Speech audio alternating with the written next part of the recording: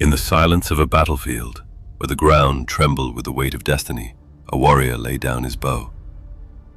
His name was Arjuna, and in that moment of despair, the universe itself seemed to pause. The Bhagavad Gita begins not with triumph, but with hesitation, an immortal scripture born from doubt, not certainty. Hidden within its verses lies a forgotten truth, a secret teaching about the nature of reality, the illusion of choice, and the path beyond birth and death. This is not the story of war, nor of kingdoms gained or lost. It is the story of awakening, the unveiling of a truth whispered for millennia, yet rarely grasped in its full depth. A truth so vast that even those who have studied the Gita for lifetimes often glimpse only fragments of its radiance. The Bhagavad Gita is set upon Kurukshetra, a battlefield drenched in symbolism. Two armies gather, brothers stand against brothers, and kingdoms balance on the edge of ruin. But the true war is not of swords or arrows. It is the inner war of the soul. Arjuna, facing his kin, refuses to fight. His anguish is the anguish of all humanity, the fear of action, the paralysis before destiny, the longing to understand what lies beyond the veil of existence. His trembling hands mirror our own when confronted with the weight of decisions, with the terror of mortality, and with the unbearable burden of conscience. Krishna, his charioteer, does not simply offer comfort. He unveils reality itself. He speaks of the eternal self, unchanging, untouched by death, neither born nor slain. Here lies the forgotten truth. The Gita is not a call to mere duty, but a revelation that the self is beyond all duties. The battlefield is life itself, and the war is the struggle to awaken to who we truly are. To understand the hidden teaching, one must enter the realm of Maya, illusion. The world, Krishna explains, is woven from impermanent forms. The senses deceive, the mind clings, and the ego becomes ensnared in its own reflection. Arjuna's despair is not only his own, it is the despair of all who mistake the shifting shadows of life for reality. We labor for wealth that slips through our fingers, for power that withers with time, for relationships that dissolve into memory. Everything changes, and yet we cling. The forgotten truth is that the Gita is not about victory in the world, but liberation from it. Those who cling to the transient lose themselves. Those who see beyond Maya awaken to what Krishna calls the supreme reality, the ground of all existence, hidden behind appearances. Krishna's words strike like thunder across time. The soul is never born, nor does it ever die. It is eternal, everlasting, primeval. This is not poetry. It is a radical assertion that unravels the fabric of ordinary perception. If the self is never born, then what is this life we call our own? If it never dies, then what is death but a change of form? The Gita whispers that identity, memory, even the body, are temporary garments. The forgotten truth is that the soul is untouched by every loss, every grief, every ending. Consider a flame passed from one lamp to another. It appears new, yet its essence has never ceased. The Gita tells us that life and death are but transitions, illusions in the play of consciousness. To awaken is to realize that what we fear most, death itself, is not an end, but a passage into what has always been. Arjuna, trembling, asks Krishna to reveal his true form. What follows is one of the most awe-inspiring moments in all scripture. The Vishvarupa, the universal vision. Krishna unveils a form beyond comprehension, countless eyes, countless faces, galaxies spinning in his body, worlds dissolving and reborn within his being. Stars are swallowed into his mouth, entire epochs vanish in the blink of his cosmic gaze. Time itself, the great devourer, dances within him. This is the truth forgotten by most who read the Gita casually. Krishna is not merely a guide or deity, but the embodiment of the cosmos itself. To behold him is to glimpse the vast simulation of reality, the infinite consciousness that wears every mask, from creator to destroyer. Few can bear this vision, for it demands surrender.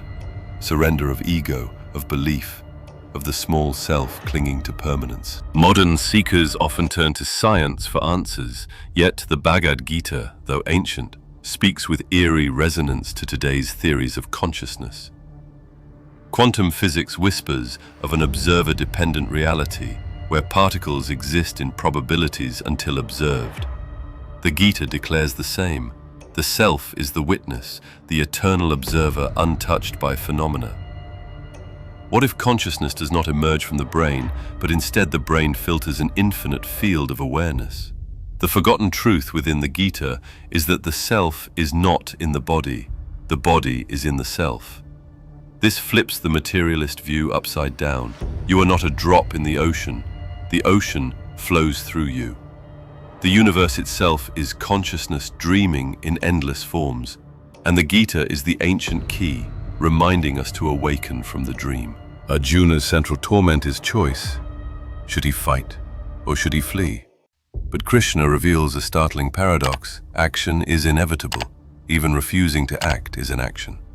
The universe itself moves through every being, and free will, as commonly understood, is an illusion.